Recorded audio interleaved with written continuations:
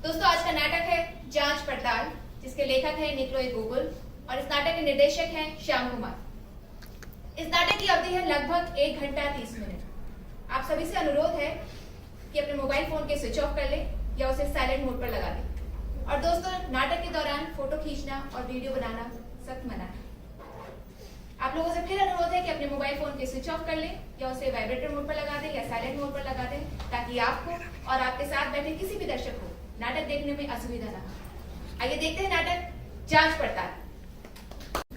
सजना है मुझे सजना के लिए, सजना है मुझे। हे भगवान, कितनी सुंदर, कितनी कोमल, कितनी निर्मल, कितनी नाजुक, एकदम कटरीना कैफ की तरह, स्लिम फिट।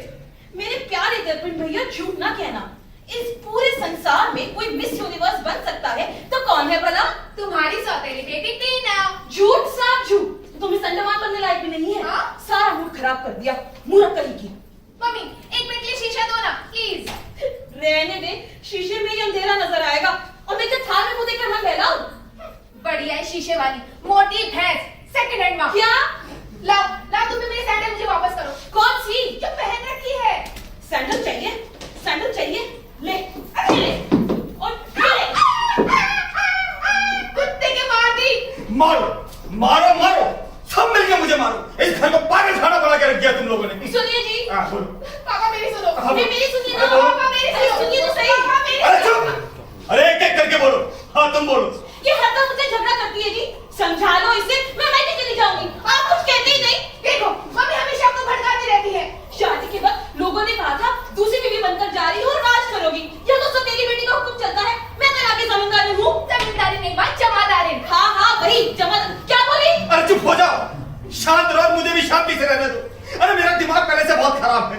अरे नहीं समझता है कुछ तो क्यों किया था ब्याह? देखा पापा क्या कह रही है मम्मी? ऐसी अरे कैसे चुप हो जाओ, दफा हो जाओ, जाओ। अब तुम्हें क्या इनविटेशन देना पड़ेगा, जाओ। जब देखो टकरा के चली जाती है। वैसे भी ये हमारी निजी जिंदगी है, जैसे चाहे क्यों। और वैसे भी कोई मेरे कैरेक्टर पर उंगली उठाए, ये मतलब बर्दाश्त नहीं होगा। अच्छा, बर्दाश्त नहीं होगा? अरे छुट्टन, जरा ईडी वालों को तो फोन लगाओ। हुजूर, ईडी वालों को फोन क्यों लगाते हैं? बल्कि मेरी आप सभी से विनती है कि छोटी मोटी बातों पर आवेश में ना आए और अपने काम पर पूरी तरह ध्यान दें। ज्यादा छींक मत दीजिए, अपना होश है आपको? मेरा तो सब काम दुरुस्त है श्रीमान, बिल्कुल मेरी तरह। अरे खा दुरुस्त है, खड़े खड़े सोने वाले आदमी। अरे एक भी स्टूडेंट, एक भी टीचर नजर नहीं आता आपके स्कूल में। इसमें मेरा क्या दोष है श्रीमान? कुछ तो आप ही के चुनाव के दौरान झड़पों में घायल हो गए, जो कि इनके अस्पताल में पड़े हैं, और कुछ फरार हैं। कुछ जनगणना के काम पर गए थे, जो कि अभी तक लौटे ही नहीं। देखो तो।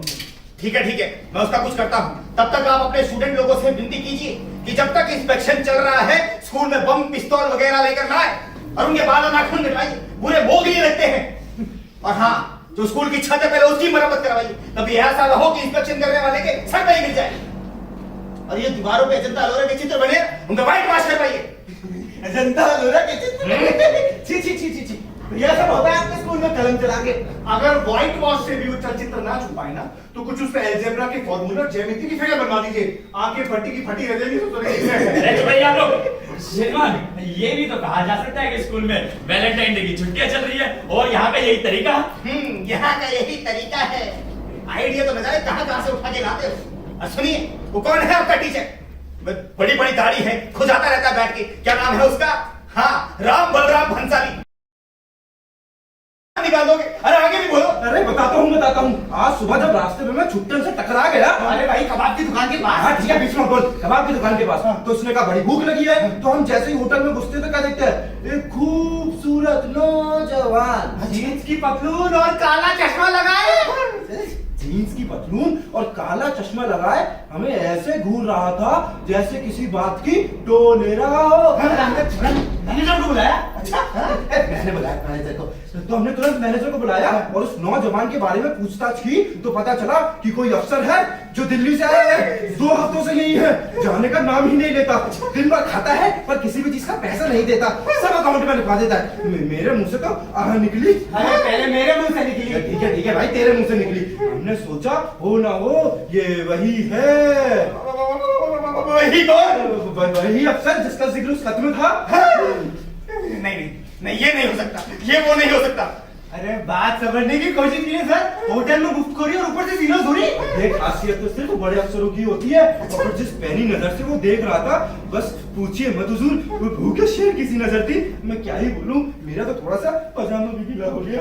अरे फिर वो पजामा तेरा नहीं, मेरा था। ठीक है भाई, तेरा था। अरे सुनो, कौन से कमरे में रुका है? अरे भाई कमरे नंबर 5, पिछले साल अफसरों के जूतों पे हुई थी। वो 2 हफ्तों से यही है। अरे 2 हफ्तों में तो न जाने क्या कुछ नहीं हुआ होगा। संभवतः इसी काल में आपने ट्रेजरी से 50 लाख रुपए निकलवा के स्टेट बैंक की प्रतिभूतियां, मेरा मतलब है शेयर खरीदे थे श्रीमान। अरे चुप रहिए, कोई अपनी मर्जी से नहीं खरीदे थे। अरे फैमिली का दबाव था। फिर तो काफी गुदगुदा दबाव रहा होगा। अरे चुप रहिए, देखिए जी वैसे मैं पूछ रहा था कि आप गुजारिश शुरू हुई। हाँ कीजिए। जी हुजूर, ऐसा है कि घर जाने से पहले हम जरा अस्पताल होते हुए चलेंगे। अस्पताल? जी। किस लिए? दरअसल मैं आपको दिखाना चाहता हूँ कि हम अपने मरीजों का किस तरीके से ध्यान रखते हैं। जी, और फिर हम अपना लंच वहीं कर लेंगे। लंच? जी। हॉस्पिटल में? मेरा मतलब हुजूर, सिविल सर्जन के यहाँ बहुत अच्छा खाना बनता है वहाँ। लेकिन मैं तो आपके सिविल सर्जन को जानता भी नहीं हूँ। अरे जान जाएंगे हुजूर, जान जाएंगे। बाकी की भी बड़ी करारी है। फिर वहां से हुजूर हम चलेंगे स्कूल। स्कूल? जी, मैं आपको दिखाना चाहता हूँ कि हम अपने बच्चों की एजुकेशन किस तरह से करवाते हैं। ठीक है, कोई बात नहीं। और फिर वहां से स्कूल के बाद हम चलेंगे कचहरी और वहां से जेल। जेल कचहरी? यहाँ जाने की क्या जरूरत है, वो हॉस्पिटल तक ठीक है ना। जी ठीक है हुजूर, जैसा आप चाहे। मैं तो एक तरह करवा देता हूँ। अरे भाई लोटन छटन जल्दी आओ। एक काम करो, सिविल सर्जन के घर में जाओ और उसको बताओ कि हम अफसर साहब को लेकर आ रहे हैं। ठीक है, जाओ। सुनो, भाभी जी से कहना अच्छे अच्छे कपड़े पहन के तैयार रहिए। अरे जाओ। अरे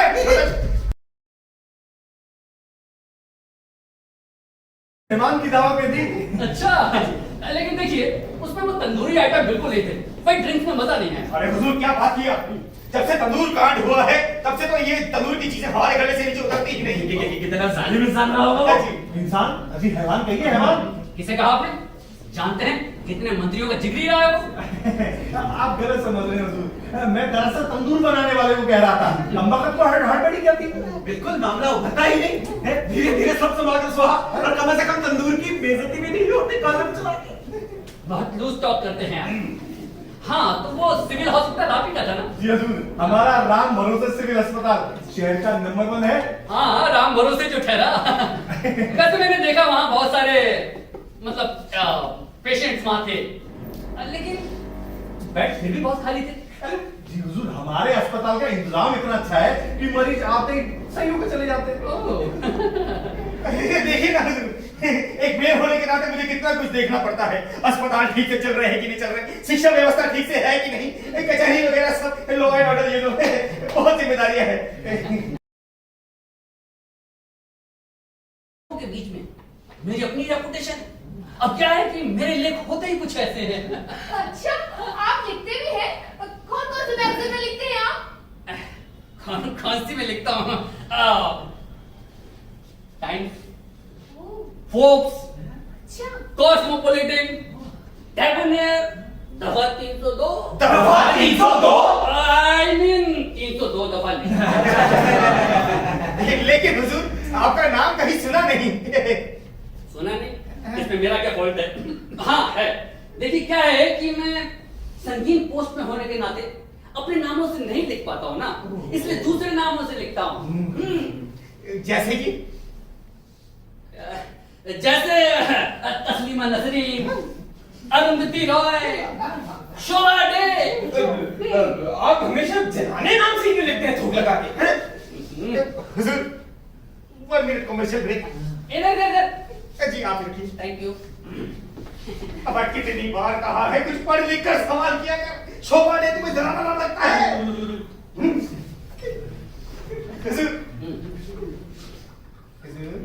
श्रीमान कंटिन्यू। दिख रहा था जुल्मी अनारकली भी बोला। मम्मी मुझे भी देख रहा था वो, मुझे भी तो कश्मीर की कली कहा उसने। है अन्य अनारकली का कश्मीर की कली से क्या मुकाबला है? है, बिल्कुल है। अनार मोटा होता है, कली पतली। चुप रह कलमुही। अरे चुप जाओ, देख मेरे अफसर सब सो रहे हैं।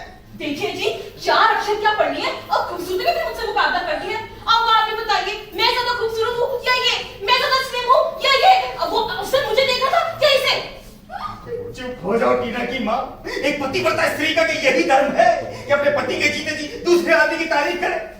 तुम्हारे ये लक्षण देख के तो मेरा जहर खाने को जी करता है। हाँ, तो रोकता कौन है? खा लो ना। खा लो ना मम्मी, चुप कर और इसका भी करना बंद कर। चुप हो जाओ टीना की माँ, चुप हो जाओ। अरे कहाँ रह गई मेरी बत्ती? अरे सुनो सुनो, देखो जाओ, अफसर साहब बुला रहे हैं, जाओ। मैं नहीं जाऊंगी। अरे चली जाओ, भगवान तुम्हारे हाथ जोड़ता हूँ, जाओ। तब तक मैं भी नहा धोकर तैयार हो जाता हूँ। हाँ, चलो। मुझे भी काम है, मैं भी जाती हूँ।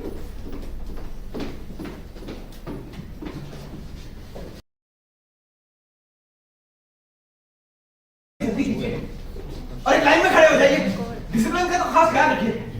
ये मत भूलिए कि ये आदमी महलों में आने जाने वाला है, राजे महाराजों के साथ उठने बैठने वाला है, कलम चला के। लेकिन मैं कुछ और सोच रहा था। अच्छा, सोच भी लेते हैं आप।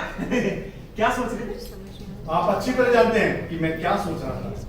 हाँ, ये नजराना वगैरह। नहीं, ऐसे खुलेआम नहीं दे सकते। सरकारी अफसर है, अगर बुरा मान गया तो लेने के देने पड़ जाएंगे। ना आप अपने ओहदे पर रहेंगे ना मैं, और जेल की हवा अलग खानी पड़ेगी कलम चला के। सिर्फ एक सूरत है, कोई चंदे की रसीद वगैरह। ऐसा क्यों ना करें कि ये पैसा ढाक से आया बताएं, और कहें कि पता नहीं कहां से आया है। जी नहीं, आधा तो बीच में साफ कर जाएंगे। मेरे ख्याल से ये पहल जैसा आपको करनी चाहिए। हम क्यों? आपके यहाँ तो खा पी कर भी आए थे कलम चला के। तो ये पहल स्कूल इंस्पेक्टर साहब आपकी। नहीं नहीं, अरे मेरे लिए तो ये काम बिल्कुल ही नामुमकिन है। मैं तो ऐसे माहौल में पला बड़ा हूँ कि ना तो किसी बड़े आदमी के सामने सर उठा पाता हूँ और ना ही मुंह खोल पाता हूँ। आप लोग मुझे माफ कीजिए।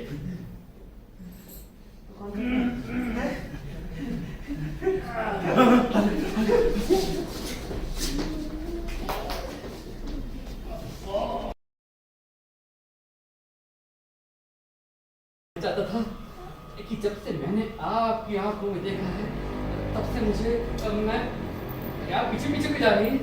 आइए ना डांस करते हैं। डांस? अरे अच्छा लगेगा। अरे आइए आइए, अरे डांस करने में अच्छा लगता है।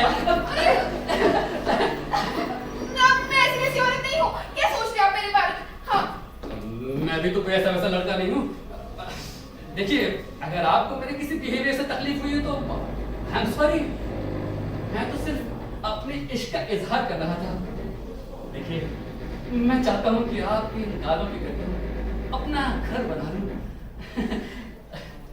बोलिए, बनाने देगी ना? हाँ, कह दो ना, कह दो ना, कह दो ना, ये क्या कर रहे हैं आप? उठिए। You are my अरे सोनिया। उठिए, उठिए। ये सब क्यों हो रहा है? इस सब का क्या मतलब है?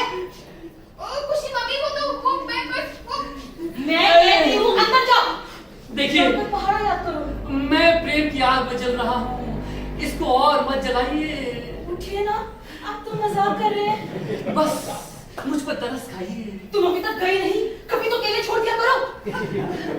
आपके मत भरे अधरों की हलचल हो जाए तो इस दिल में थोड़ा तूफान थम जाए। मम्मी आप गलत समझ रहे हो। अपनी समझदारी अपने पास रख। क्या कह रहे थे आप? मैं कह रहा था कि मेरी आरज़ू को मत ठुकराइए। प्लीज हाँ कह दीजिए। हाँ इतना ना छटपटाइए। उफ, अब सहा नहीं जाता। प्लीज हाँ कह दीजिए ना। हाँ, हाँ थैंक यू मम्मी। आप टीना कहाँ? जी हाँ, जी हाँ मम्मी। मम्मी, ये तो हमारा सौभाग्य है, लेकिन हमको भी अपने साथ रखिएगा मेहमान जी। मम्मी जी, आपकी ये कृपा दृष्टि हम दोनों पे यूं ही बरसती रहे, बस यही चाहता हूँ मैं।